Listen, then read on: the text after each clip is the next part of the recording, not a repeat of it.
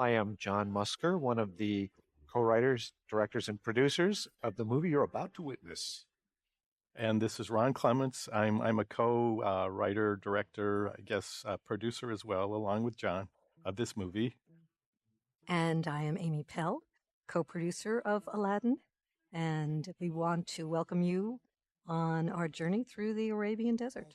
It's been actually about over 10 years, I think, since we actually worked on this movie. So we will be commenting on this from a distance, but I think things will hopefully come back as we start seeing them.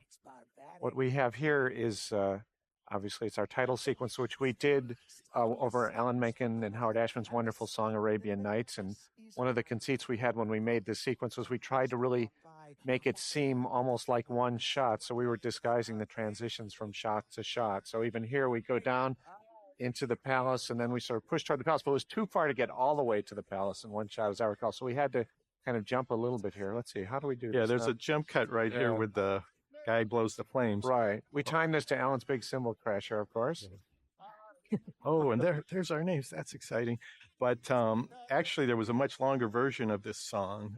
This is actually the shortened version of Arabian Nights. Originally, it was a much bigger song, and for various reasons and length reasons, we ended up with just a small portion of the song. The song was sung by Bruce Adler, a great Broadway performer. Spoken part here, of course, by Robin Williams. And when we originally had the song, it was broken up into stanzas that we revisited the narrator throughout the film at one point. Yeah, the narrator originally was going to play more of a role in the movie and come back at various things. The animation here was done by Duncan Marjoribanks, who also did the character Abu, the monkey, and he got done with the monkey in time to do something else. So the narrator generally was animated toward the end of the film after. So I remember Duncan very, very much wanted to do the narrator and was like bartering that anything he could do to get. And also for Robin here, we brought in different props for him. Right, this was a Jeffrey Katzenberg suggestion. I had written some stuff, I think, and Jeffrey didn't like it, and he said, "This is what you got to do: bring Robin in, put him in a room full of junk, and have him improvise." Jonathan Winters or something. And so we did that. He came in to do the narrator, and we had tons of props. And it was like a Robin routine. He actually probably recorded about an hour of stuff with the different props. Yeah. And what you have here is just a sampling of the very best of that recording session. Yeah. Even just looking at the lamp brings me back to Richard Van der Wen, who was our production designer and brilliant at it. But every detail, especially the lamp. Richard was a perfectionist and is a perfectionist. And a genius, I think. Yeah, very Absolutely. talented. And we'll probably be talking about the color scheme as we go through the film in terms of there's a lot of ideas in terms of the color and how it's used and what the individual colors represented. But in basic terms, I think blue represented water, which was good. Red represented heat, which was always bad. And I think then there was gold, which was kind of bad, but was a little neutral. And green was a good color. You can see how that plays throughout. This sequence, there are some elements of this that we were influenced by an early draft of the script by Linda Wolverton, who had a sequence out in the desert like this. And actually, Don Yip is a very talented, tall Dutchman, storyboarded this sequence. And a lot of the cinematics of this is Don created, as well as Rasul Asadani, our head of layout. And there's a scene coming up that we think of Rasul that's no longer in the movie. But right here, Jafar for a long time used to say, Rasul Asadani. To make the cave open up. And then some people got concerned that it might mean something in Farsi or Arabic, so we wound up having to lose it, unfortunately. Always got a good laugh at the employee screenings. Right. The Cave of Wonders is our first CG element in the film, and Steven Goldberg was responsible for that. Yeah, Steve Goldberg. The rest of the treasure is yours, but the lamp is mine. And I think that this tiger's head that's here is actually one of the first things of character animation done done digitally. It was done that way so that the tiger's head would match the look of the backgrounds, but it was all animated digitally. T. Dan Hofstede was the animator on this thief character. He did a great job. And again, Richard Vanderwen designed that tiger's head, and it was actually sculpted out of clay, and they did a 3D digital scan of it to try and put it into the computer. It was a giant behemoth of a head there that they actually took to a scanning place. And we worked very hard to make sure that it didn't feel separate from the 2D element. Right. So we worked very hard to make it integrate into our Right. 2D world. And Frank Welker, who did the monkey sounds of Abu, and who also did the monkey in Raiders of the Lost Ark, which is how we got him. But he also did the voice of the tiger here, so that's two sides of Frank And he Welker. also did Raja, the tiger. Right. He did Raja as well. Multi-talented guy. Very, yes.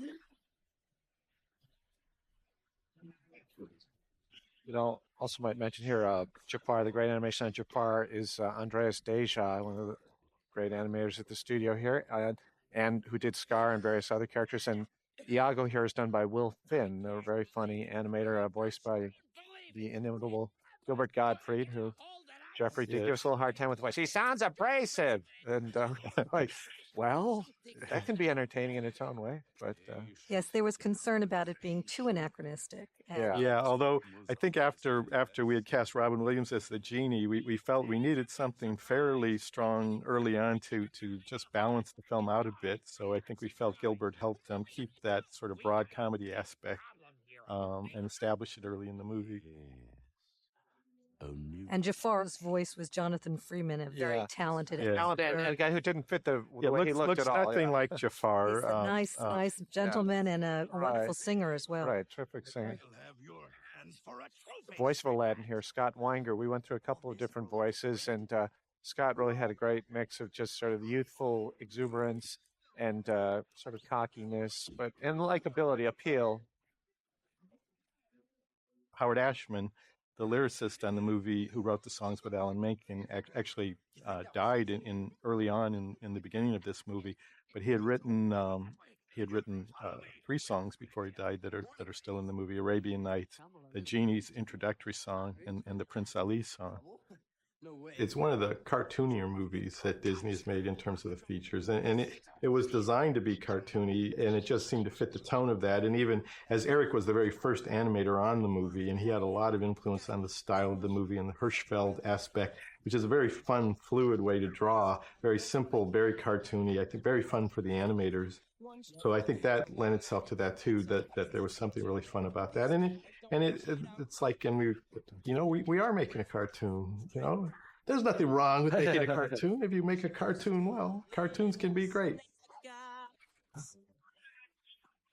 So this song was based on a song that Howard Allen did called Babkak Omar Aladdin Qasim, which was about Aladdin and his 3 buddies, sort of. It was a very jaunty tune, and it didn't really work in the current storyline because we cut those characters out.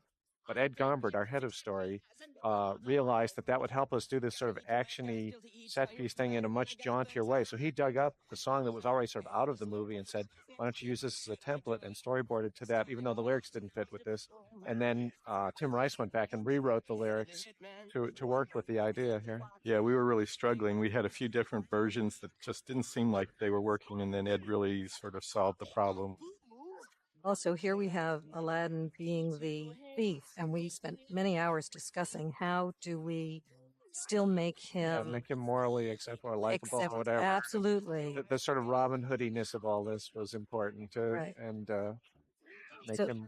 Yeah. So the scene at the end is after the song. That's right. Imperative to answering that. Right. The scene with the 2 little urchins and the bread that Aladdin has stolen and is sharing with Abu. And then he actually then shares his bread with the urchins, as does Abu.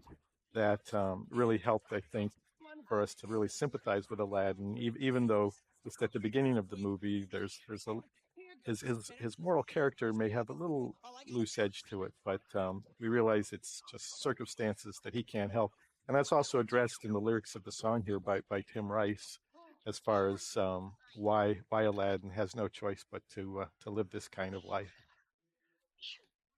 So yeah, this is the scene that Amy was alluding to.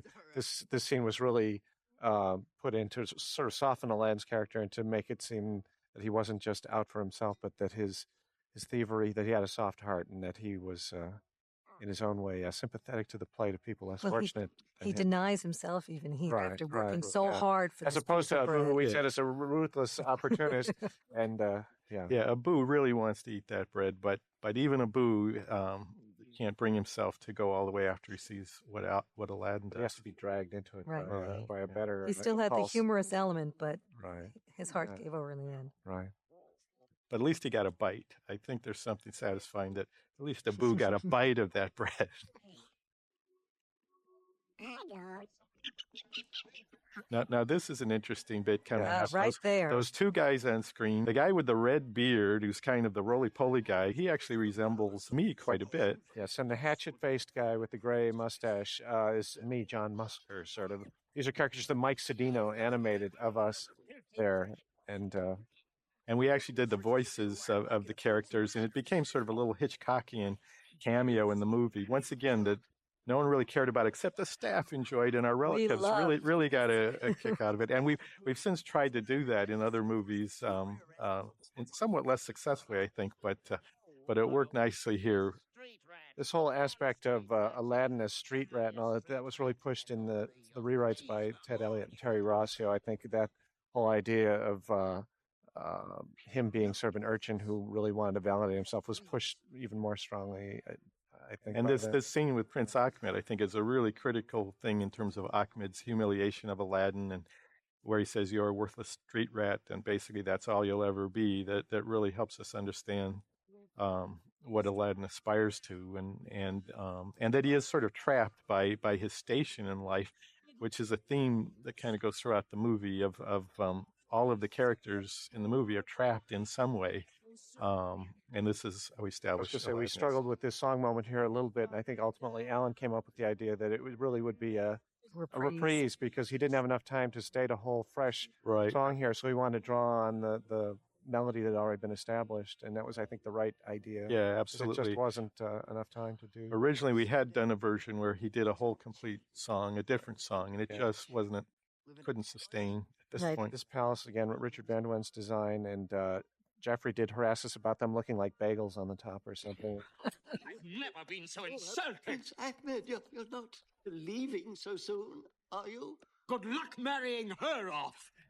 You also had an underwear shot, which is almost obligatory. Obligatory, yeah. For every. And a lot of people have mentioned this doesn't make sense that the underwear in Raja's mouth has the hearts on it, because if you physically rip the prince's pants off, but it would be his pants, not his underwear. But I think it's funny. So this is Jasmine. Mark Henn was the animator, a great animator who did Simba and Belle and Beauty and the Beast. And Raja was done by Aaron Blaise, who more recently directed Brother Bear for Disney. And what was interesting is Dave Proxima.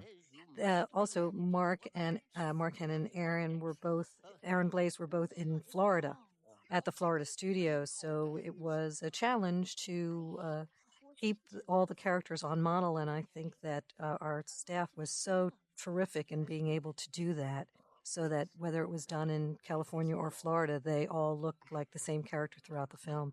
I think the Florida studio was pretty new at this point, and this was the first time actually used some of the people in Florida in the actual production. And not only did they do Jasmine and Raja, but there's a couple sequences where they did everything in the movie. I think the cleanup staff needs a lot of credit, and that was led by Vera Lamfer. Yeah. And Renee Holt was in charge of Jasmine. And they were really trying to get this calligraphic line, this sort of thick and thin line to the characters to make it fit with the sort of Arabic calligraphy and Hirschfeldian line, and that Eric Goldberg had really been pushing us. So there's no inking, but it's a beautiful thick and thin line that really feels like an ink line, a beautiful calligraphic ink line.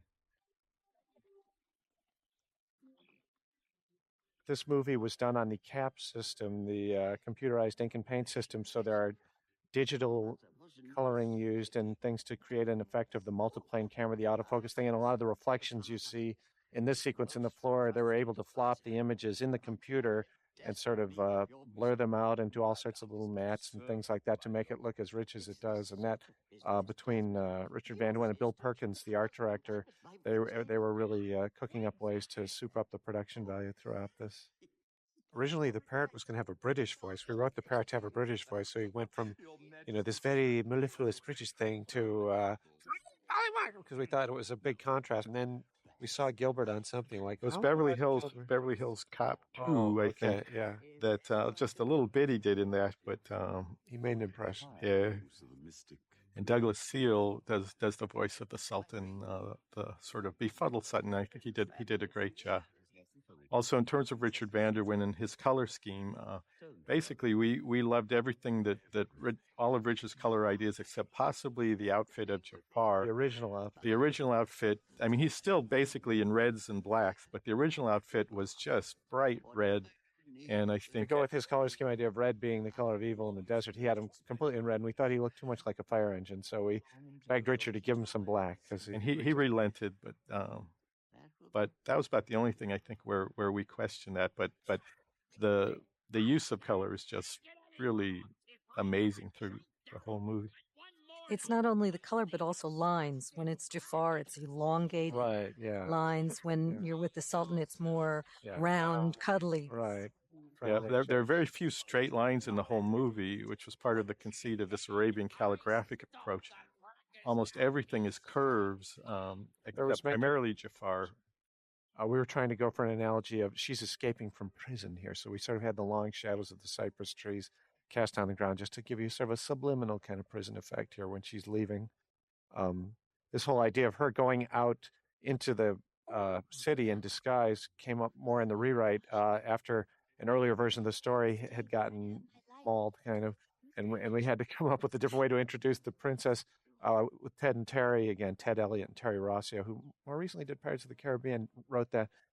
They suggested her really going out into the city and mingling with the populace in this kind of Roman holiday moment that we have here now, which really did give us a nice way to contrast the secluded life of the princess with being out in the streets and meeting this kid of the streets here. Okay, go.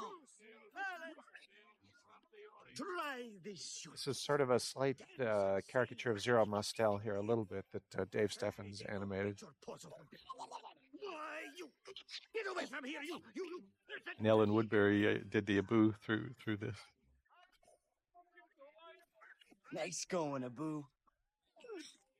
We did let Abu have a few little words of English here and there just to make him communicate.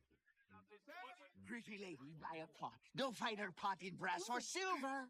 Yeah, we actually rigged this up. This was very live difficult action. scene. It was very took a tricky. long time, and a lot of it is what we call on ones, which means Jasmine changes every frame so she doesn't strobe. So it took a lot of beautiful drawing by the cleanup department to really make it carry it. Mark hand animated. Yeah, really beautiful animation that Mark did throughout this bit. And Nick Ranieri.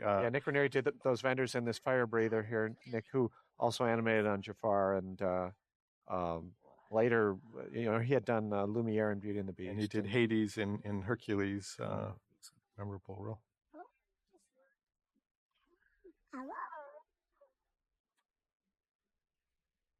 Oh, you must be hungry. Here you go.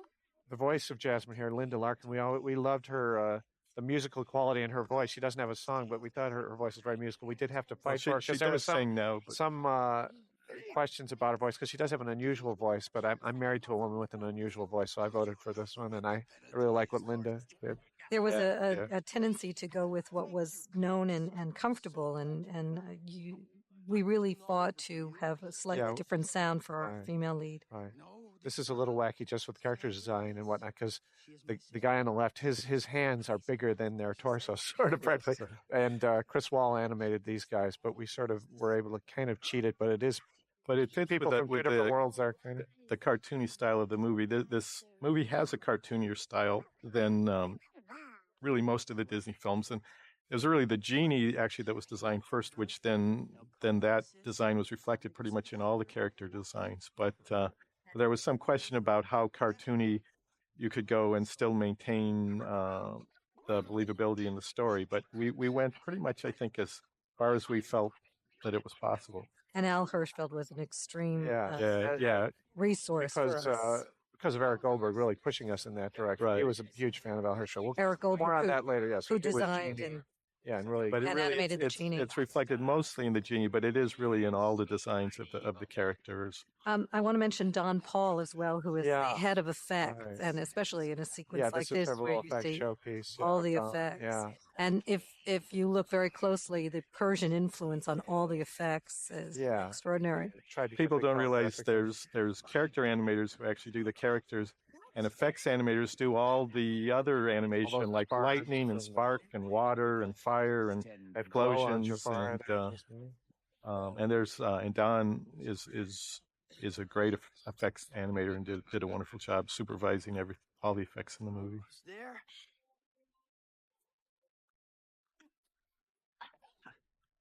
Once again, some fairly bold color choices. I want to thank Yeah, you well, for stopping yeah, they by. really wanted to go Richard and Bill for forget the it. kind of magenta sky here.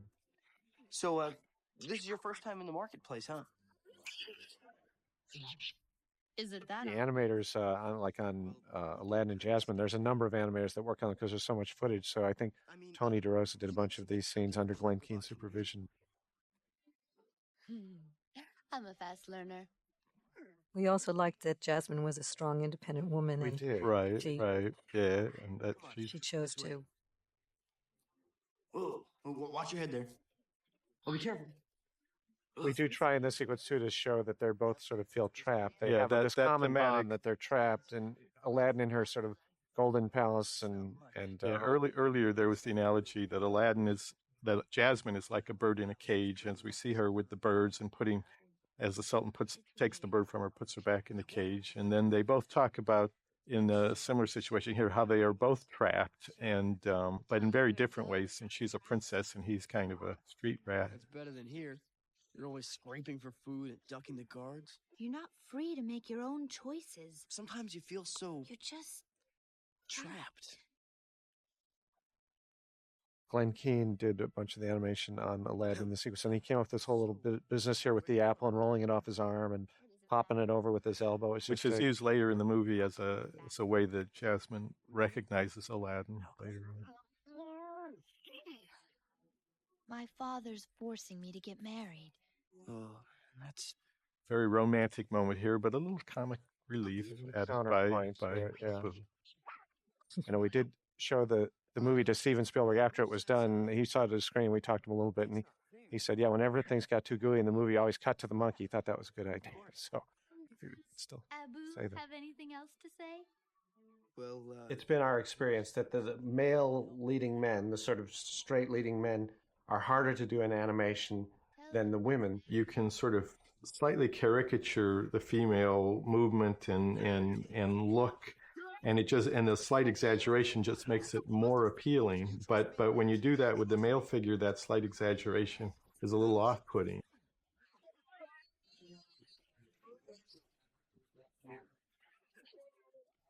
This character's name, I don't think is ever mentioned in the movie, but we called him Rasul after our head of layout, the mild-mannered Rasul Asadani. Although Rasul is much nicer. He is, yeah. And He has better very- teeth. He has really, Rasul has really good. And He's very Rasul talented because of all the different multiplanes. in Right. this movie. Rasul has such a great cinematic sense. So a lot of, particularly the action set pieces, where the camera is, the low eye levels in a lot of these shots, and where the camera was stationed, the camera movement. Rasul was a huge influence in shaping all that. Rasul was great casting for this movie as head of layout, since he is actually Iranian and from Isfahan in Iran, and really knows the architecture and designs really well.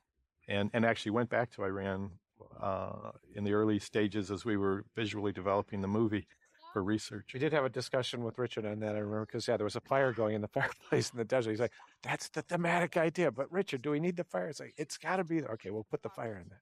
And if you notice, again, here we are in the castle, but we're in Jafar's part of it. So it's the long lines, the deep Right, red. yeah. Also, if you notice the little jewels on Jafar and on Jasmine, that's a little Richard touch. It's very simple. They each wear a jewel, as does the Sultan. It's very simple design, but it beautifully makes this feeling of a very shiny jewel effect achieved in a very simple way.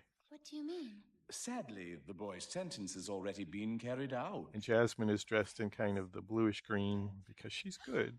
by beheading. And even the cinematography reflects the characters and the angles that you look. Jafar is often from below, and Right. I mean, the basic Disney approach we sort of grew up on was to try and really tell the story visually, so that even without the dialogue, you could sort of follow the film, and the camera movements and all that would sort of help communicate the story, and that's what we really tried to go. Particularly in with scenes this. like that are really dialogue scenes that could be done as just two characters just talking to each other. There's a lot of thought put into visual storytelling to let the visuals communicate so that you could turn the sound off and still know what's basically happening. and I think Ron and John deserve a lot of credit for that. Oh. That's Ron Musker. Yeah, right. Oh, yeah. As others have known to call us, please. The name's right. Okay.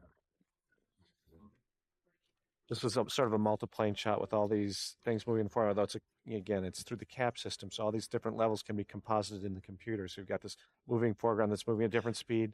There was a nightmare of registration. We call it registration. You have to fit a character to the background or to another character, and his wrists in those stocks on the wall was just a very problematic when they went to clean it up. No one will give it a second thought, but it was tough. And the shadows falling over him, and this is a hard thing. Duncan Marchbanks animated Abu in this section, and I think one of his best scenes is coming up right here. Yeah, yeah. Duncan always had this thing about dressing in drag. No, he didn't really, but he whatever. He's a tall Canadian. If you see Duncan, yes, a very about manly, burly lumberjack of a Canadian guy. So. Duncan also was the lead animator on The Crab in The Little Mermaid, so this was his second sidekick for us. He's a very big guy who does very petite characters. Yes. Well, then I think he did the bad guy in Pocahontas, so there's a change of pace. He got to do a large character. This, who is actually, we learn, is Jafar in Disguise, was animated by Kathy Zielinski, who was really good at sort of quirky, dark characters, villains. She later did the villain in Hunchback of Notre Dame. And Kathy was pregnant during much of the making of this, so she did her climactic scenes, we'll see later in the film, as she was about to give birth, so gave an added sense of urgency, I think, to the whole thing. And Kathy, she had a thing about teeth, and in her scenes, she always, the more teeth, the better. Whoever has the gold makes the rules. This is a great scene. Ted Elliott and Terry Rossio did a lot of the writing in this scene, which has to do with the whole whoever has the gold makes the rules. That was Ted and Terry's line. So we had little sort of smoke effect kind of in the moonlight there just to keep it alive. And this was one. We didn't have that many wider shots, so we wanted to have some in here before we cut in close. Probably the reason we didn't have more scope shots like that is our length problem, which is traditionally we've always got sort of more movie than we have time to tell. So we're constantly looking for ways to shorten it, and certainly that was true of Aladdin. I think it tends to be a fairly fast-paced movie, and it would be nice to say that was totally an artistic choice, but I would say somewhat an artistic choice, but somewhat we just had more story than we had time. We would have to have meetings where we would go through editorially and say we have to cut out a second here, a second there, because of course that's a lot of animation, and we had to fit within a certain time period. And animation is expensive, so we're always looking for anything that we might be able to trim. That big scope scene was great, though, in showing the effects again, and also if you look, you could see the Persian. Yeah, the little spirals are done in a Persian calligraph. Yeah, that Don Paul really brought that consistency, so that even things like smoke and fire, they still always follow the same design elements. Oh, and here is our another of our computer-generated elements, the Persian carpet. It was actually animated by Randy Cartwright, and he would do it on paper, actually, and then Tina Price would help sort of wallpaper our elaborate sort of pattern on it to give it the Persian effect. But so it was a combination of sort of hand-drawn and CG. In a way, it was sort of an early once again, CG one of the early uses of CG for a character, and it really could not have been done any other way. It was a perfect use of that because no artist could have drawn that pattern frame by frame. Just like any character, there's a lot of Randy in this, even though it's just a carpet, it's like a playing card. But the way it sneaks around here and the playfulness of it and the entertainment sense of it, that's really Randy, as well as the storyboards here Ed Gombert did. Right. That really. But it is really just giving personality to a rectangle. I mean, the carpet is a rectangle, and he doesn't speak, so it's totally a mime performance, and it really shows sort of a good demonstration of the animator's art, where where you can, if you give something a personality, it comes alive. These no were the matter first what it scenes is. we did of the carpet in the movie. Every character, you pick a certain sequence that's going to establish its. It may not necessarily be its first sequence that appears in the film, but in this case, this was the first stuff we did on the carpet. But this was one of the first sequences to in go into production, production right. on the whole movie.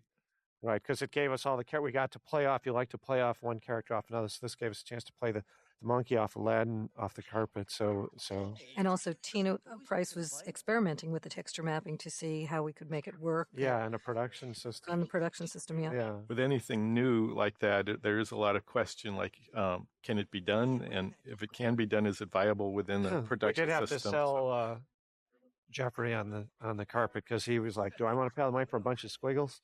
I remember was his quote, but we're like, "You'll like when you see it, you'll like the squiggles. Trust us on I think he knows where it is. Yeah, there was also some question for a while whether the carpet should talk or the monkey should talk. And because in storyboards, they weren't really coming off the way they do now in the finished films. And we had to sort of say, trust us, when they're animated, there's going to be an added dimension that you're not getting yet. And certainly once the carpet was animated, it was much more obvious that the effect was going to work. This also is a sequence that shows Richard's use of Right. color and the contrast. And Richard did kind of design the walls of this place and everything, looking at crystallized caves and stuff. He had stills of real caves. It had a very interesting thing. This sequence, because it was one of the first in production, there's some Aladdins that were animated very early on and then had to be cleaned up when we changed the model later on. So you'll see some variation in the way he's drawn if you're really looking closely.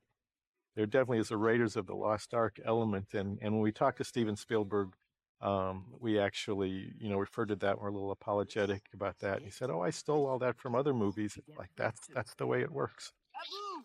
No! This is really an effect tour de force that we're getting into here once again with Don Paul and his crew. Because this was one of the first sequences to go into production, it had the luxury that you really could kind of go all out in terms of effect, and there's some It really was a combination of hand drawn and computer effects. The lava that you see on the ground is sort of CG bubbles and texture there, but there's other hand drawn elements. And as James well. Tooley did James the, Tooley, coming up on this huge roller coaster ride. He did Yeah. the computer generated images in this. Right, yeah. Some of And these, Ted Kiersey did a lot of the lava here, that the sort of hand drawn elements, the lava explosions, and that. Ted did a lot of that. And Doris Manfred, right? And we sent the layout group and the effects group We're on. trying to get Hokusai in there. It's gone. They went on a roller coaster ride. Yeah. Camera and took. well, Rasul actually went to Magic Mountain through this part to do research. That's an amusement park here, right? Yeah, in California, and because He the left feeling lens was cap to be on during yeah, the he ride, but- originally he had to go through twice because he left the lens cap on. But so bright. we really wanted this to be kind of a roller coaster ride for the audience.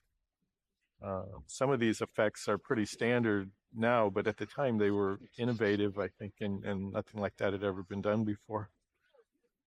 Yeah, this is probably the biggest effect sequence in the movie. And I always like this shot of the tiger. And in terms of Aladdin's cue, I think that the music through that is really good. Yeah, Alan Menken did the underscore for the movie as well as the song, so this gave him a chance to really do and strut his action adventure stuff through here. 2 Academy Awards for song and score.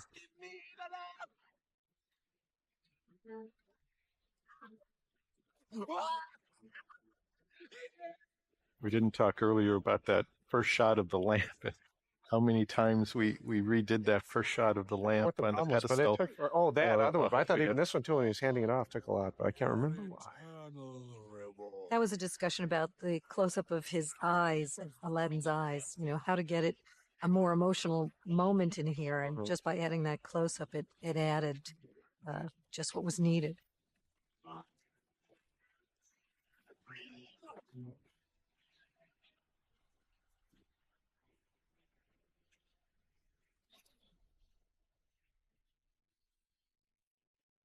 We wanted this contrast after all that racket to have this moment of near silence. All the track disappeared. No. No! So this scene actually was one of the last scenes added in the movie. It wasn't there for a long time. It was a controversial scene. I think Jeffrey wanted this scene particularly because he felt we'd been away from Jasmine and the Sultan too long, and we needed to get back to that. And at the time, I think because we were in such pressure on length, we weren't sure it was necessary. But in retrospect, I kind of feel like it was probably a good idea just to bring that thread back in. Story. And I think this is more so this segment is where you see Aladdin change in his design, because this was the earliest in production. Yeah. And Aladdin started out looking a little younger, and we realized once Jasmine was designed and was looking so spiffy that she wouldn't be attracted to a young-looking Aladdin, so we kind of aged him up. Originally, we were thinking of him as kind of a Michael J. Fox type, and then Jafar said, "No, he's Tom Cruise," and we kind of went through a little bit of a Tom Cruise makeover. It's, of course, there's a lot of makeovers nowadays, but that was her. It wasn't an extreme makeover. But the cleanup people had to remake him in this section. And here he comes, the Genie of the Lamp. And Eric Goldberg, the lead animator on the Genie, who designed the Genie and helped sell the concept, really pushed us in the sort of Al Hirschfeld, the noted caricaturist of the New York Times. Eric was a huge fan of his, and he really was influenced by that in designing the Genie, and that fed into the other designs of the film as well. I think Robin Williams actually was one of the first ideas that we had on the movie, was actually that Robin Williams could be the voice of the Genie. And it was a big question of whether we would be able to get him or not. But we actually wrote the first version of the script with Robin in mind. A lot of people wonder, like, how much of Robin was ad-libbed, and the truth is not a single word. It was all written, like, almost to the syllable, and he followed the script exactly. It actually was written to begin with in a sort of Robin form, but then Robin would sort of take the script as written and do it a few times, and then start just sort of playing with it and improvising and coming up with so much material, so much great material. Of course, Robin Williams, isn't that the governor of California? Governor, yeah. Well, there was discussions at the beginning, how close, when Robin does a celebrity voice, should we caricature that person? And at first we were more reticent, and then we realized, upon prodding from Eric, I think that's part of the fun of all this, even though no one will know who Ed Sullivan that well. But yes, it doesn't matter. They're just a funny character. But yeah, we found people laughed even if they didn't get the references. Yeah. And they could understand a cash register, but they might not get Groucho Marx here or You Bet Your Life. But so Robin singing here was a new thing for him. I don't believe he'd ever sung. And well, no, Popeye had sung, but kind of the narrow band of musicality. It wasn't the thing he was most comfortable with. We were thinking, sure, Robin can sing because he can imitate anything, so all he has to do is imitate a singer. But he was a little nervous about the singing and really worked hard on it. Right. We worked with David Friedman, our musical director. Robin would rehearse in the evenings after shooting all day and doing test footage for Hook, where he was hung on wires and exhausted, and he was staying at Barry Levinson's house in Beverly Hills, I think, and we would go there at 9 or 10 at night with the piano, and he'd be, "No, go ahead, that's fine." He'd drag in just looking completely exhausted, like the last thing he ever wanted to do was rehearse these songs. But then he'd pull this energy from somewhere, and he'd be great. Yeah, he threw himself into it. And the lyrics on this song are so great. Howard Ashman lyrics, just one gag after another on these lines. And it plays with food. Howard's lyrics often had fun with food jokes, baklava and all this. I also think one of the ways that you made Robin feel more comfortable would be to say, sing it with an accent. Yeah. Sing it again with a different accent. Right. We had like a little section where he was a Western guy and he was a It was just the same thing as the dialogue, that he would sing it different each time and try different things each time he sang it. We should also mention Danny Trube, who... Danny Trube's orchestrations on this, and really... throughout the whole movie, but this is some of the original demo of this was just sort of a piano track, and then Danny Trube went wild with the sort of big brassy sound of this thing, and it became bigger in scale, and so the visuals had to come up to the scale of his orchestra. The music talent was amazing between Tim Rice and Howard Ashman and Alan Menken and David Friedman and Danny Trube. We really had an incredible team on this show. Right. This took a lot of animation. Yeah. And this was the first sequence we did complete, and it served as kind of motivation for all the animators on the picture because it's so energetic and just works so well. And it got shown outside of the studio a little bit. I know that it was screened at Cal Arts and other places, and And I think it got a great reaction, and just the reaction to this sequence really was encouraging to everybody, like that this whole idea might actually work. We struggled with the end of the song too, trying to get the appropriate button for it, and I think it was Eric who just forget, just stick an applause sign. Or be so shameless as possible. Like, you know what? You're right. That's the way to do it. Kids in the audience, that's William F. Buckley.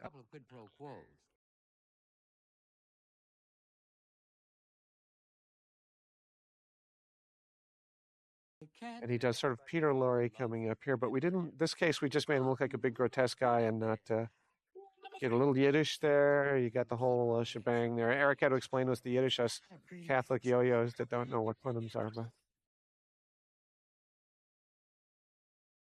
And this Robert De Niro bit that the Genie goes into here was a lot longer, and Robin was having so much fun with this. It would have been funny to use the whole bit because he went on this extended rant that was one of the most hilarious things I've ever seen. But we couldn't use the whole bit, but I think we still used enough of it that you get it pretty well. Did you rub my lamp? Did you wake me up? Robin, friend of Robert De Niro. Yeah, he had just done, what was the film with Robert De Niro? Done together? Awakenings, right? So he had Robert De Niro on the brain at this time. Then we did see this film with Martin Scorsese in New York, and we're watching his reaction as this was going to come up, and he was laughing quite a bit, so we thought it was okay that we had to, he was amused that was involved in Robert De Niro there. I think it's important while we're in this Sultan's castle, while it's still under the Sultan's reign, that you look at the color and the shapes of the pillars and the background. This background is one of the most beautiful backgrounds in the movie, and Ian Gooding, who we worked with on other films as well, painted this background. Jasmine's outfit, this mint greenish outfit, came from Persian Miniatures. It was Richard suggesting to use that. We liked it. Of course, Amy, who's sitting here, she won't mention it, but she gave us such a hard time about that bare midriff. But ultimately, I don't know if since then, got tired of us. This has sort of become a fashion statement because this film was way before. I think you did. You affected fashion from all these young girls. My daughter now who has the bare midriff that I can't stand. That's right. It's because of you. Boy, was I wrong. Yeah. Okay. I will have the power to get rid of you. When Gilbert did this imitation, I couldn't believe how accurate that was. Yes, that was Gilbert's tour de force as imitating Linda Larkin as Jasmine. Only until she finds a chump husband. Then she'll have us banished. Or beheaded. That's our homage to Lucille Ball there. Yes, I don't know. yes. You were the chump husband. What? Okay. You marry the prince. They had to, when we recorded Gilbert, as I recall, they had to sort of back away the microphones because it was, he's a diminutive guy, but a powerful performer. I become the Sultan? The idea has merit. Yes, merit, yes. And then we drop Papa-in-law and the little woman off a cliff. Yeah! The guys really enjoyed this laughing bit. They actually recorded that with the two of them together, and they will laugh for about 15 minutes. They just went on and on.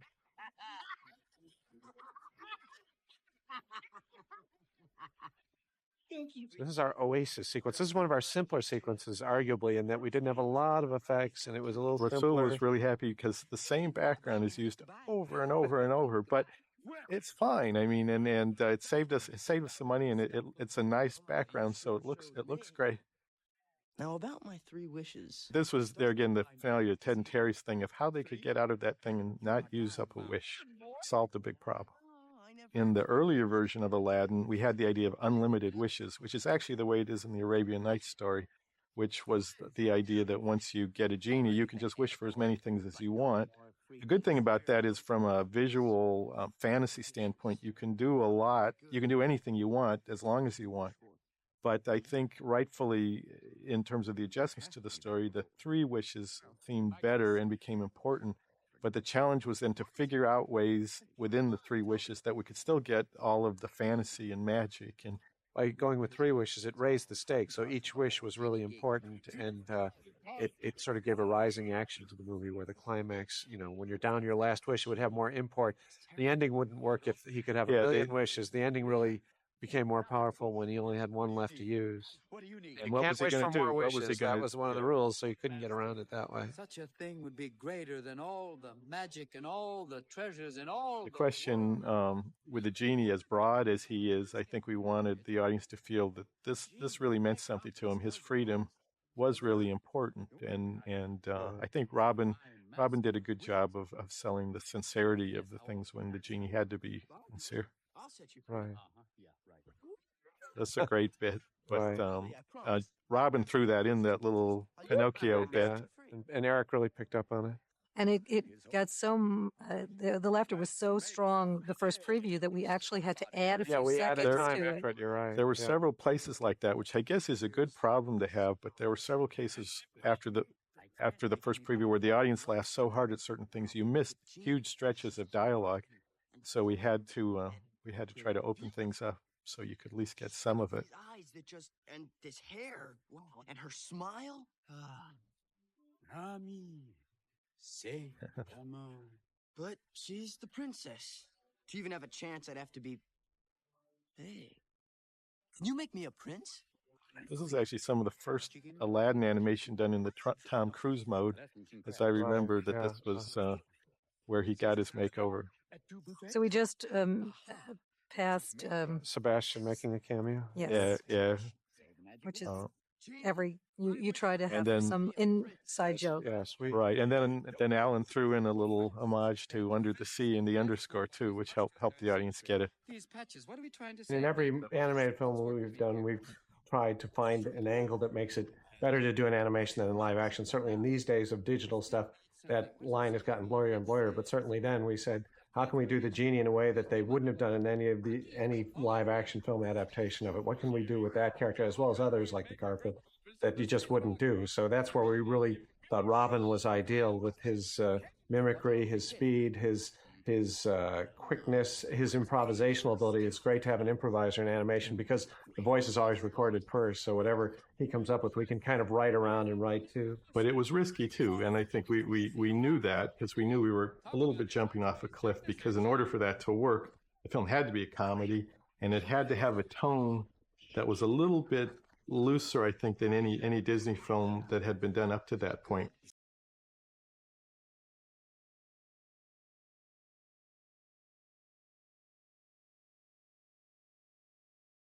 So if you look closely, you can see the beast there. We're just passing him now from Yeah, Beauty so and the if you Beast. Rewind that. Look at. You'll find the beast in that pile of toys that you just stacked up there. A solution to the problem with your daughter. A problem with your daughter? Oh, really? What? Right here. Oh, I think Rasul was in charge of any of the Arabic writing, like on the scroll. Although Is it real? I don't remember. I don't think the scroll is real, but there are places where we do have real Arabic writing, and we were always nervous that there might be something said that someone in Iran might read and be concerned about. Yes. A princess must then be wed to a... Interesting. what? Who? The royal vizier. Well, that would be me. But No, I don't think that's genuine. No, I think it might. Maybe Rasul did it. I don't remember now. Oh well. We have our Don Paul effects here with the Who will order the princess? squiggles in the snake eyes. will order the princess. Oh, but you're so old. The princess will marry me. I did do a caricature of this scene with Ron and I as the Sultan and Jafar talking about making changes to the movie. Oh, yeah. Now, this is this great song that Howard and Alan Howard did write this new song for this version of Aladdin, and threw everything from every Macy's Day Parade he could into the whole production value of it. We looked at Cleopatra and other things for inspiration. There used to be there was originally a long intro at this that we cut out and we went right to the song. When we recorded this, Robin Williams came in and he made up a song called Prince Jeffrey. Oh, yes, yeah, that's right. And we should And he was get making that. it up on the spot. Yeah, So impressive. Yeah. Yeah, this was Howard Ashman. This was, I think, the only song we used in the movie that was written after Howard had gotten sick, but before he died. But it's one of the best songs. And even though Howard was very sick when he wrote this song, he did a fantastic job on it.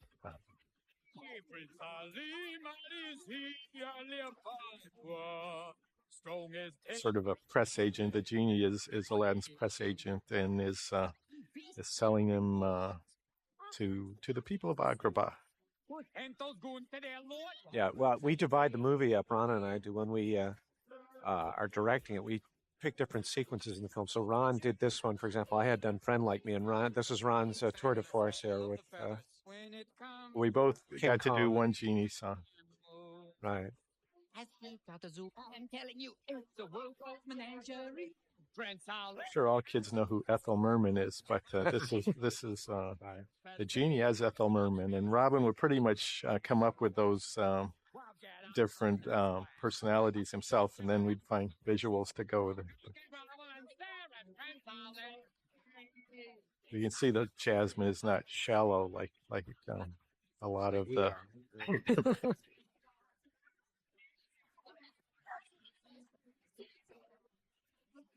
This are great. Yeah, the production value was a slight nightmare.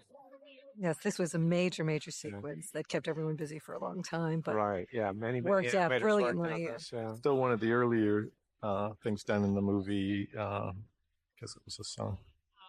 Heard your princess was a sight lovely to see, and that good people is well. Yeah, the reflections in the floor, that production value really cool. Howard always loved these little lyric things where you go through a string of things, and that's very Howard in terms of these quick images and the lightning quick. The list song. Yeah, like Under the Sea, where he lists all the different band of characters, band of fish. Absolutely marvelous. Your Majesty? The Prince Ali was such big production values, and our production manager, Alice Dewey, really helped coordinate all of it and get it done. I mean, that's true of the whole movie. Yeah, it was really trying to find the way to research. And one of the ways is like in a sequence like this now, playing it, obviously it's fewer characters. We didn't have tones on the characters, and we did have shadows maybe, but we tried to restrict the amount of effects in a scene like this. Although sneak as many as we could get away with in, but I mean... It was really a challenge because budget-wise, we were on a pretty strict budget, particularly for the early part of the movie, and so it was really trying to watch everything and pick our spots, and Alice and Amy and everyone really helped in terms of putting it where it counted and in the most effective way possible. This is our masterpiece theater sequence where we insisted on only getting the most elevated gags possible in here. One of my favorite gags is here where Brian Ferguson animates Iago clunking in. Yeah, with the little sultans. The little sultans around his head, yeah. Yeah, Brian Ferguson, another Canadian, tall, eccentric Canadian animator. Yeah, this was Brian. Yeah. Spectacular, Your Highness. Oh, that was lovely. Yes, That's fun with the voice actors like on Douglas Seal, when we just had him ad-lib all his whoop and flying around. It's just fun for an actor, and I think on the recording stage because they can be so free with their improv-y type stuff. After all, I don't trust him, sire. Nonsense. One thing I pride myself on, Jafar, I'm an excellent judge of character. Oh, excellent judge, yes, sure. Not.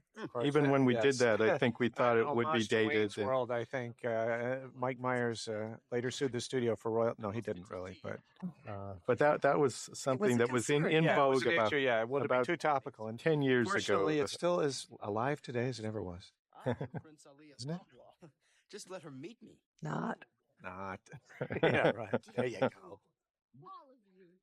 I do like her standing up to them, and all these guys. I like this scene of them all being awkward. Yeah, I think actually this was influenced slightly by the Dick Van Dyke Show. If any of you know the one with this dance hall sequence, it's a long story, but check your Dick Van Dyke DVDs and you'll see what I'm talking about. It's time to say goodbye to Prince Abubu. It was fun coming up with malaprops for just different names for him. Here's our Rodney Dangerfield moment coming. I think people still know who Rodney Dangerfield is, and I think this is a fun little bit with the chess, two of them playing chess. again, like in a sequence like this, like we wrote this line, I can't believe it, I'm losing to a rug, but he did it as Rodney, and that was Robin's addition to the scene. The line was, and then, I also and think same it- as this, he did this actually as John Wayne as well as Jack, and then yeah, and then in the editing room, we sort of had things to play with. No way. If Jasmine found out I think we made a good choice with Jack. And this is my favorite gag that never got a laugh. I thought, oh, this will be funny. He turns into a lamp for whatever reason. No laugh ever. But it's a sure I will thing. take responsibility It's a for sure that. I thought it would be funny. A lamp on your head. Well, how could you be funnier than that? Okay, I'm gonna go see her. I gotta be smooth. I also like the chess game in the beginning because it establishes the friendship between the genie and the, a little relationship between them. and that continues in the end.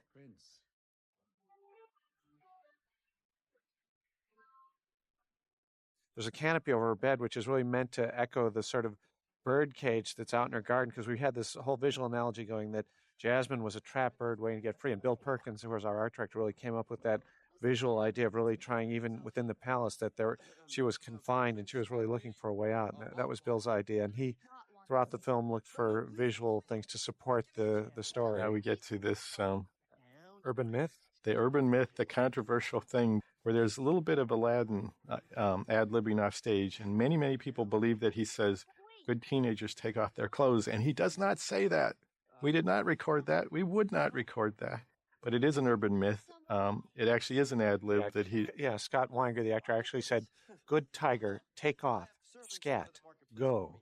And it was all ad-libby improv stuff he did to fill in a gap because we had, in fact, lengthened a scene and we needed more dialogue to continue through it. So that's really what he's saying. And Jasmine looks at him kind of strangely right after you hear that line. But the reason she looks at him strangely is because his turban has come off. So she's actually thinking he looks kind of familiar in that brief glimpse of him without his turban. And it has nothing whatsoever to do with what he just said. Punctual. Sorry. Beautiful. Nice recovery. I'm rich too, you know. Yeah. I like the interplay between the characters. We're really trying to build up the romance here, but this sort of playful thing between the two of them, and yet her being this sort of strong, independent. And then the little Genie is the bee adding little comic buttons within the bit. Right. This is nice animation. Swaggering peacock I've met. Mayday. Just go jump off a balcony. What? Stop it! Want me to sting her? Buzz off. Okay, fine. But remember, I seem to recall Robin doing a few off-color ad-libs here and there that we did not use. Yeah, not just in this part. Throughout the movie, there was a lot of, you can't use that. Just some prize to be won. You should be free to make your own choice. I'll go now. No! What? What? How are you doing that? It's a magic carpet. So here, I know we discussed a lot, like, we wanted to make sure the audience would get the connection here. Yeah, we tried so to we parallel the staged it staging. exactly. The earlier scene.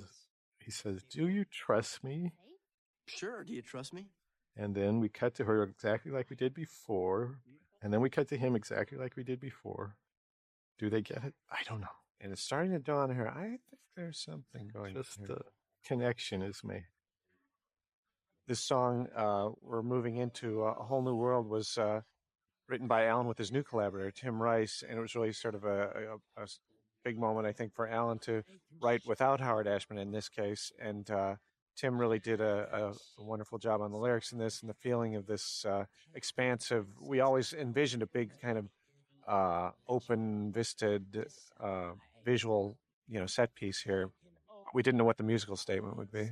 And they were honored with the Oscar for this song. Yes. Yeah, and Chris Montan, I know the who was the music, the maven of music in terms of this. I know he was the first one to hear this, and he told us before we ever heard the song that they had come up with something amazing and memorable, and it was going to be great, and he was right. I think the animation in this sequence is beautiful, or the backgrounds, which Kathy Altieri was in charge of all the backgrounds. Yeah. The whole background team was just so talented. It was a difficult movie to paint, but they really rose to the challenge here, I think. I remember describing this one scene. We wanted the effect of ice cream clouds. As sort of the snow cone effect. And Scott Santoro's animation is or was it Ed Coffey? It was Scott Santoro. And also, as you said before, even though you have romantic moments, there's humor throughout Right. that cuts it every time it gets a little too sappy. Yeah. And Leah Salonga did the vocals on this song. Linda Larkin does not sing, or at least sing the kind of range you got here. So Leah did an absolutely fantastic job with her soaring soprano. Leah Salonga of Miss Saigon. I guess she won a Tony for that. Right. And again, Brad Kane is doing the vocals for Aladdin. And yet they match the voices, the speaking voices beautifully. It's seamless. Yeah. And there's Aladdin doing that little apple thing again. Once again, now she knows. Now it's like now he's the guy. Yeah.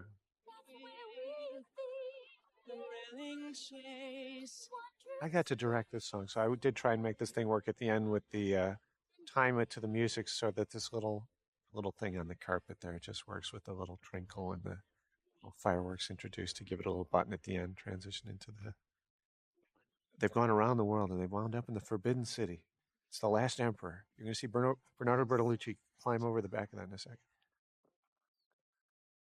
I think there's fun stuff on the carpet in this that Randy did. That's sort of a counterpoint. Randy Cartwright animating the carpet. Just little reactions. Some nice interplay with Aladdin and Jasmine. Yeah, great stuff between the two of them. Yeah, really good expressions. And this sequence, even in rough pencil animation, was just beautiful to watch. The acting in it was so clear. Yeah. And I would give Mark Hannon and Glenn Keane did just beautiful job on this. I like this next scene. She's like, yeah, come on. The very distinctive reaction on her that I really love the way Mark did that. I sometimes dress as a commoner to escape the pressures of palace life. And Scott's vocal performance in this, I think, is really it's fun. And Ed's, as well as Linda's, they both, all the elements sort of came together. And then the fireworks just gave this neat visual thing. We had to go through this nightmare of coordination, though, that I think Ron was more involved than I was, even though I think I did the sequence. Okay, we'll have blue in this scene, then we have to decide this is red, and it's like, well, just let them do it. But somehow it had to get mapped out, which was a slight horror, as I recall. Because a lot of them, the transitions went over cuts, which was the big nightmare. I think in terms of the musical score, this is a really beautiful little, really tender, violent thing. The orchestrations, Danny Trubes and Alan's composing here, really tender, sweet. My handsome prince. Tony Puccilli was the animator who did these scenes, and really a wonderful draftsman, and a fairly soulful kiss, which I always thought was good, as kisses go. And this look back, just like the little button to this and music. I thought storytelling-wise, this transition was just terrific. You're left with such a feeling. A good date. For the first time in my life, things are starting to go right. No, they're not. Yes, it's the ham on a spring sequence. I'm afraid you've worn out your welcome, Prince Abubu. Make sure he's never found. Pretty nasty Jafar there. This was actually a Ted and Terry idea. I think originally we'd had a different way that Aladdin was sort of taken out, but they wrote this idea of him being thrown into water, and it's pretty uncomfortable, I think.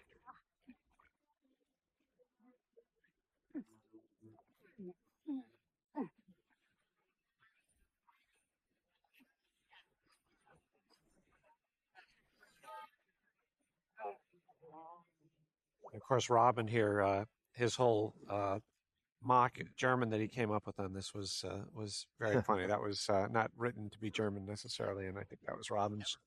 It's coming up when he does his submarine thing later. Hello?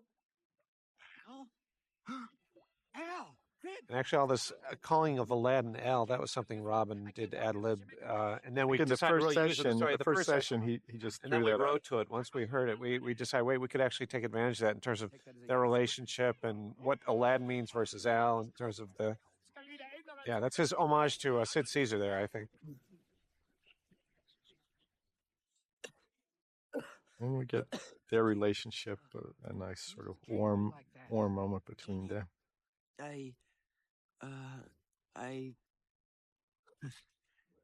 Thanks, Genie.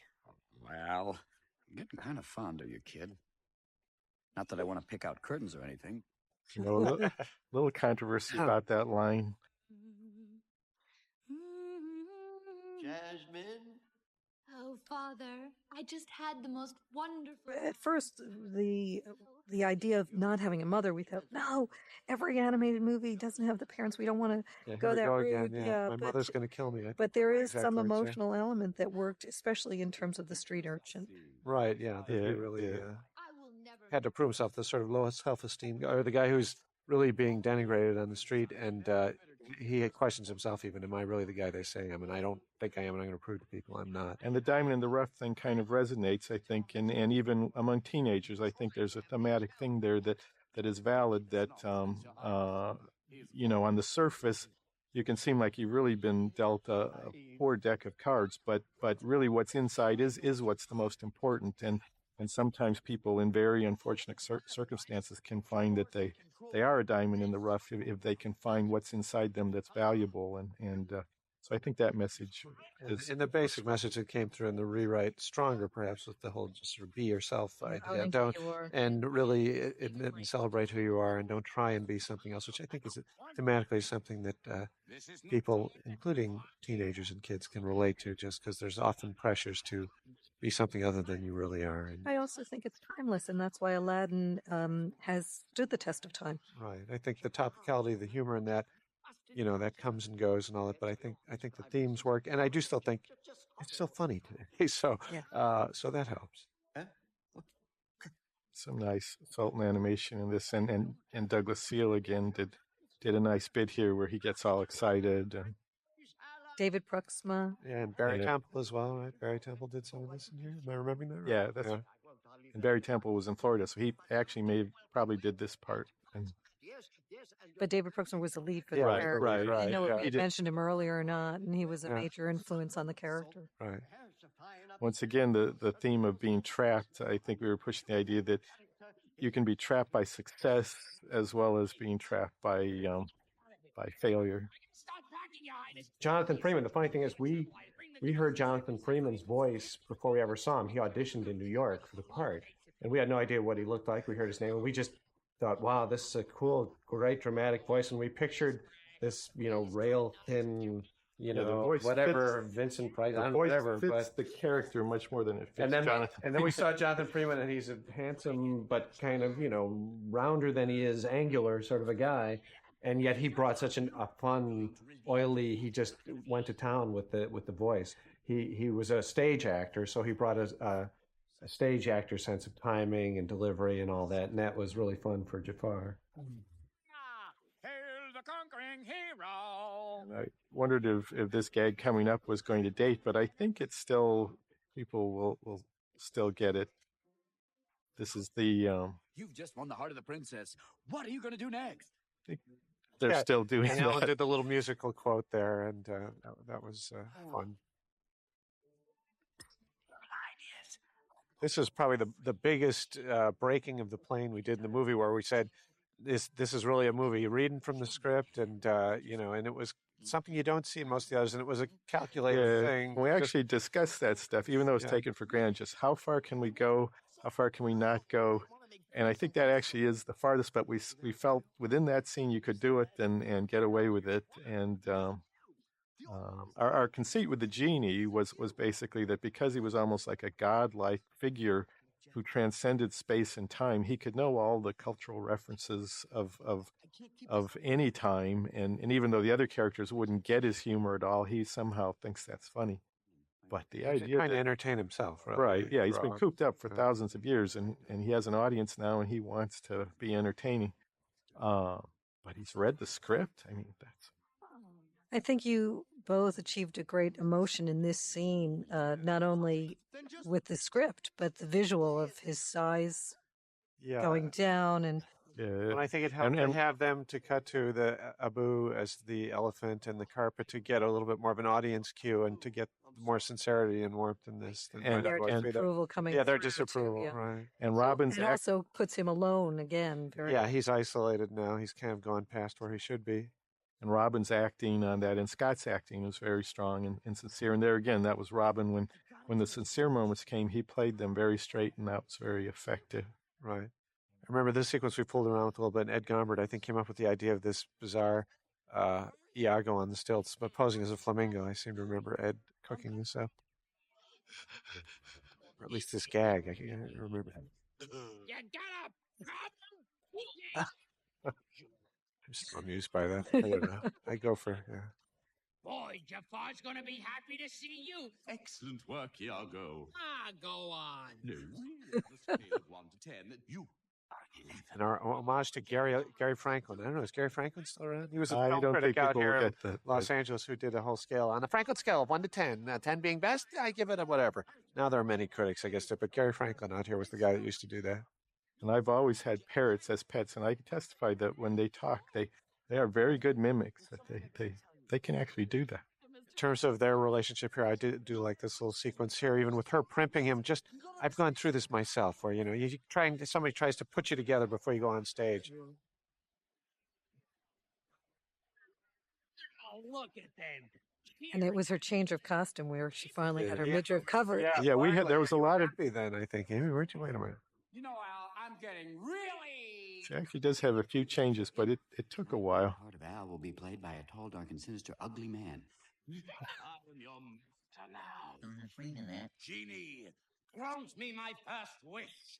Now, this is where we did struggle, but a lot of rewriting happened here from the earlier version because really there was the whole idea of Jafar becoming a sultan and using the limited wishes and all that. This was really the trickiest part of the movie in some ways to solve. And I think we had the whole movie all together while we were still struggling with the story on this part.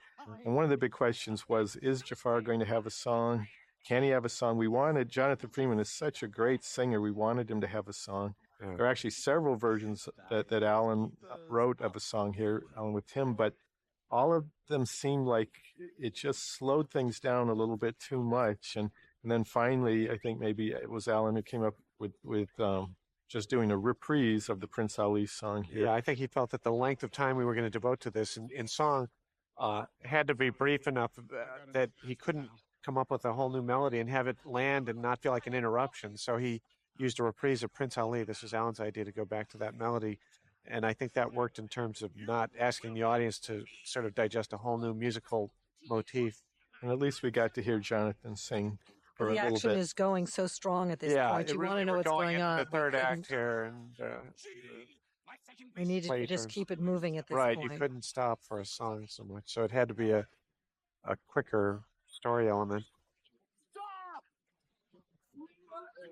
And gentlemen, that was, I think, the unique thing about Jafar was he was the malevolent guy behind the scenes who is the guy in power. The Sultan is a little bit inept and a little bit fumbling, and it's really the guy behind it who's secretly the number 2 guy who secretly wants to be number 1, and he's so officious and he's totally two-faced. And again, all the colors are changing. Right. Even the blues have tints of red. Right. Read my lips and come to grips with reality. My homage to Johnny Carson's coming up here with the golf swing at the end. Whose lies were too good to last. We always intended for Jafar to have a great villain song in the movie, and we went from Humiliate the Boy to, I think, several other songs. I think there were more versions of the Jafar villain song written for this than anything else in the movie, and we finally settled on a shorter version of Jafar's villain song that actually became just a reprise of the Prince Ali song. Give me adequate cause. We want him to slap him just to make him that much nastier, give him a little physical abuse. He is the bad guy after all. Here's the Johnny Carson. That was the end of his monologue. Yeah. No one would care, but it's just that was. Well, there was also Iago does little Ed McMahon bit throughout, so there's a lot of references. That wonderful laugh at the end that Jonathan was so. Yeah, he loved the laugh. Did not get enough of that. This was animated in Florida again. Rob Kors was the CG supervisor in Florida who animated this whole parapet sort of tumbling down the slope. We did want to get snow just because we thought it was such a contrast with the desert environment we had been in, and you'd been in that for so long. It was just nice to get away and to make this sort of this exotic, completely foreign locale. So this was really some of the first sequences animated by the Florida studio. Then they went on to do Mulan and Lilo and Stitch. And full movies. I mean, this was sequences within a movie. Ultimately, they did their own films and did a great job on this. This was another very emotional moment when his best buddy is in danger, and it just adds to the humanity of Aladdin. Right, makes him more likable here. Our old carpet. I think this gag coming up is kind of based on a Buster Keaton bit with the... Where the house falls around him and he manages to be standing alone. It's a great one of the classic sight gags of the silent era, and we stole it.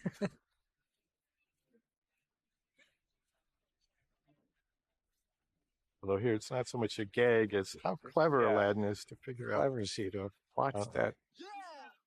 Richard Van der Wen was this unbelievable painter. His command of light and shadow and reflected light and his rendering skills were the most amazing thing. His color sensibility were just exceptional.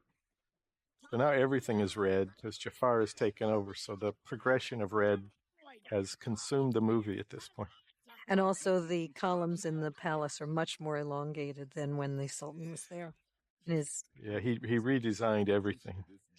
Sue Nichols, a storyboard artist, did this sequence, and she did a lot of great stuff in the boards that then we tried to get in the animation in terms of some of the attitudes here and the ideas in this sort of his repellent attempts to take advantage of her. I'll teach you some respect. It's nasty. Genie, I have decided to make my final wish. A subdued genie, something we haven't seen very much. He's a beaten guy. Desperately in love with. And the second appearance of William F. Buckley is coming up. You didn't have enough. Yes. There was a groundswell. Yes, we got to have more William F. Buckley. The National Review readership was demanding, please. I know when we first brought Robin in and we worked with him, there was some question if he should do some sort of persona as the genie in kind of neutral. That is, like if he should have sort of an Arabian accent or play him as a character. And I think we tried a few things, but it seemed really obvious that no, the genie is Robin in his own mode. I mean, and if you think of a personality like Robin, if he were trapped in some sort of prison for years and years and years, just what a sad thing that is, just because of the energy and the impulse to just sort of entertain and be a bright light. I mean, of all the stuff we did with Robin that we didn't use, I think there was probably more recorded for this sequence than any other part of the movie. We had him cheering Aladdin on. He did all sorts of variations. He was Patton. He was Sylvester Stallone. He was you got to do a fight promoter. We actually ran the whole sequence for him in storyboard form, and he would just do commentary, and he did tons of totally hilarious stuff.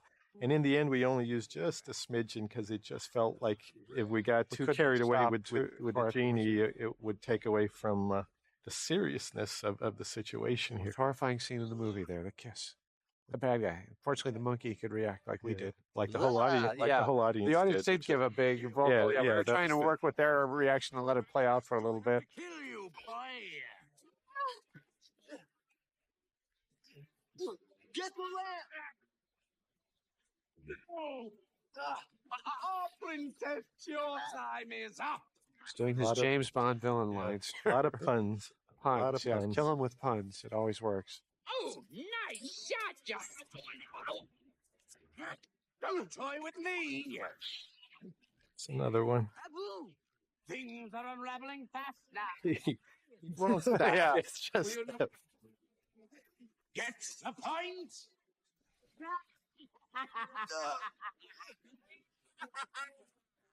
I'm just getting warmed up. Okay. It's not Eugene O'Neill, all right? It's Jafar's character. He just loves those. Yeah, right. Take my villain, please. Yes. So now this is where we talk about Kathy Zielinski animated this scene of him transitioning the snake just as she was about to give birth to her daughter Jennifer, I think. And her water broke as she was animating this, I think, and was she had it in her final scene, and then her water broke. Yeah. And All for the cause. Way to go, Cap. Rick 'em, rack 'em, rock 'em, Rick. Take that sword into that snake. You stay out of this. Jafar, he's our man. If he can't do it. In films, often in the third act, you have what's called a ticking clock, where you're trying to prevent something happening and you're cutting to something that's marking time going by. So here we had a literal one with the hourglass, which helped achieve that. A literal or a silent ticking clock. And then Andreas did a lot of the climactic stuff with the snake. Yeah, the snake. Yeah, it was fun to reinterpret Jafar as this reptile. Without the Genie boy, you're nothing. The Genie. I know that we were concerned at one point. How scary is it? Is it too scary for kids? But ultimately, I think we tried found to leaven balance it with humor and sort of make a balance between the scariness and the humor. Face it, Jafar, you're still just second best. We were really worried as this was going in front of the ratings board if we would get a PG rating. And we were relieved when we got a G rating, but at the same time, a little disappointed. Like, maybe this wasn't as powerful as we sort of wanted it to be. So we demanded a recount, didn't we?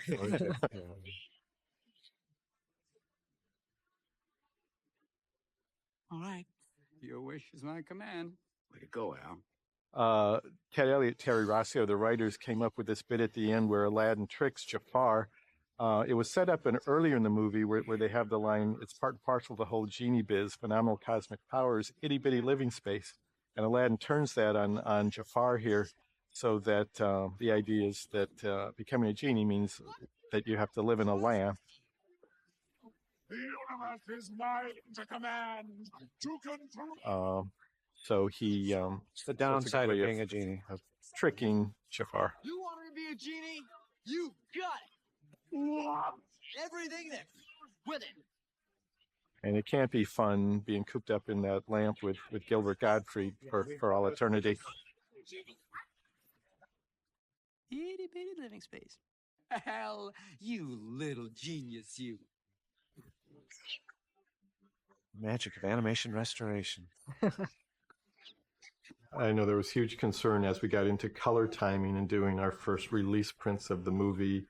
It was tricky to retain the color intensity, particularly of some of the reds that we had. And I think Richard was concerned about it, and even to maintain from answer print to release print, which is what goes out into the theaters, that there was danger of not getting the full effect.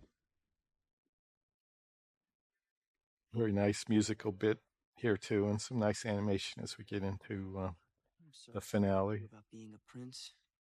I know why you did.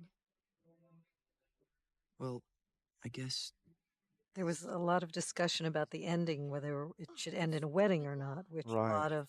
At one point with Howard Ashman's original reprise, there was a wedding and people were invited or something, but we weren't sure, like, should we do that or not? Because there was a question, was the narrator going to come back at the end? And it was all back and forth.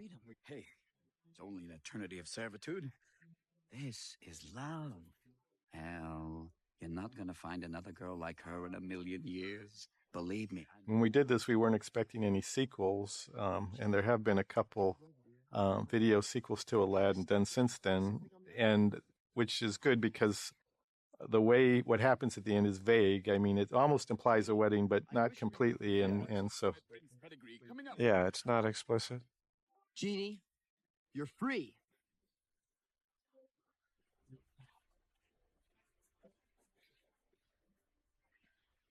We were trying to look for a visual symbol to symbolize his freedom from his shackles, and we came up relatively late. I think the idea of him losing his arm bracelets to just somehow visually communicate that he was no longer, which is good, although he loses a lot of his character without his arm bracelets. He's naked without his arm bracelets. He looks sort of naked somehow, but so much freer. I want the Nile. Wish for the Nile. Try that. I wish for the Nile. No way!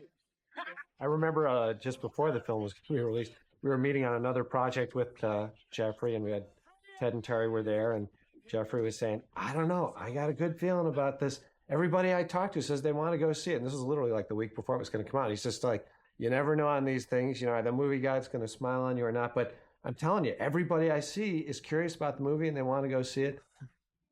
Me too, Al. this is once again the sincere Robin, where he can pull back and really play it very warmly and sincerely.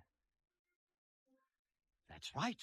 You've certainly proven your worth as far as I'm concerned. And in terms of everybody being trapped now, the genie has been freed of his trap, and Aladdin's been freed, and now the Sultan actually, he realizes kind of that he's imposed these rules on himself, and he can change them if he wants to. So in a way, it frees him from his trap, which frees Jasmine from her trap.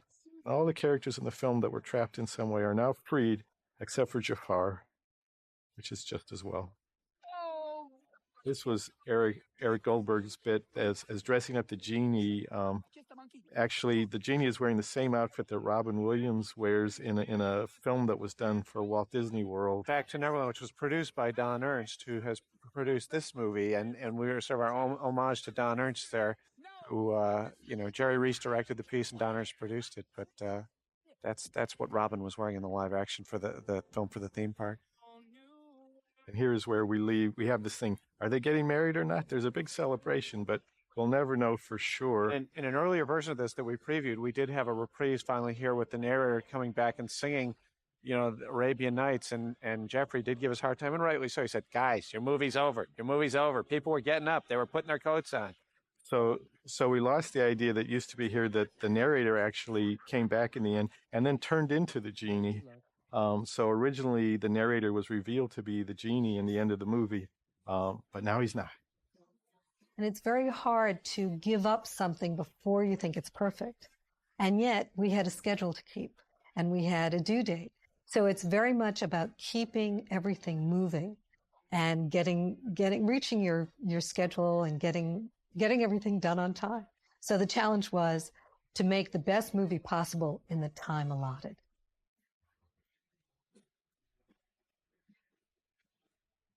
Dan Hansen was also integral to getting different areas coordinated into it, especially in the earlier stages of layout and design.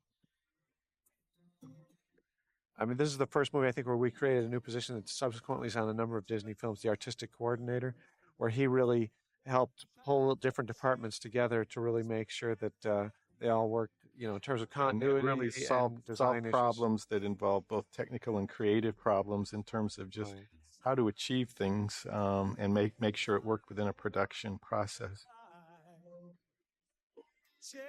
The cleanup animators in this had done such a great job. And of course, hand-drawn animation relies on the draftsmanship, not only of the animators, but particularly of the cleanup department. And this movie really couldn't have been what it was without the people who really spent a lot of time crafting these drawings and not just making the characters look properly, look well drawn, but have an aesthetic appeal in addition to that.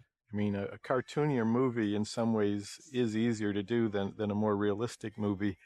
But we complicated it here slightly because even though we're a cartoony movie, the line quality, we were asking for a very sort of elaborate, beautiful line quality in the cleanup. And the staff really embraced that and really made that work. And they did just a beautiful job. I think we had the creme de la creme of the artists. It was the last film where all the team was all together. Yeah, after this, there were more fragmented productions because they overlapped things more. So some people went off to do one film and others stayed on another film. But we had like an all-star team of people in many areas, both animation. Yeah, well, up to this point, it was pretty much the same crew that worked on each film. So most of the artists who worked on this film worked on Beauty and the Beast as well as Mermaid and Rescuers Down Under. But after this, then it started to break up into more varying units that were on different films going on simultaneously. Also, we had an incredible production team that have all gone on to either produce films or production manage. We really had a terrific team all the way around. The great thing with the release, too, is that it opened around Thanksgiving. It did well at Thanksgiving, but then it played through Christmas. And then, in fact, its best week, I think, was the week either between Christmas and New Year. So right around that time, they added theaters, and so it just played out and played. It wasn't a film nowadays that exploded in its opening. It had a very good opening, but not like you see nowadays. And it was in a smaller amount of theaters as it opened over Thanksgiving. But it actually didn't become the number one film until around Christmas time. and then it stayed #1 for quite a few weeks in a row, so that was. And of course, it was exciting as it was in the preview to see it cross over in terms of its audience. That it wasn't just parents and kids. I mean, there were single people that went to see it. People went on dates to see it, and it really sort of helped expand the audience. You know, as Mermaid had, and Beauty and the Beast certainly did. This did, and Lion King did as well. And it was great just to see people. The stigma of animation being just a kid's medium kind of get peeled away by these various films, which when we were making the film, certainly we just thought of, we're making this movie for ourselves, and we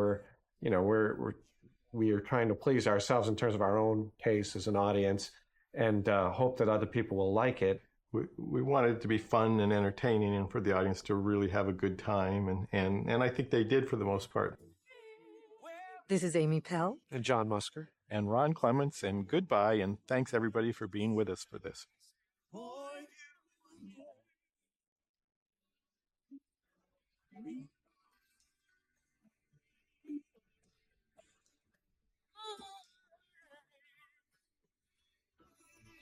You have been a fabulous audience. Tell you what, you're the best audience in the whole world. Take care of yourself. Good night, Good night, Agrabah.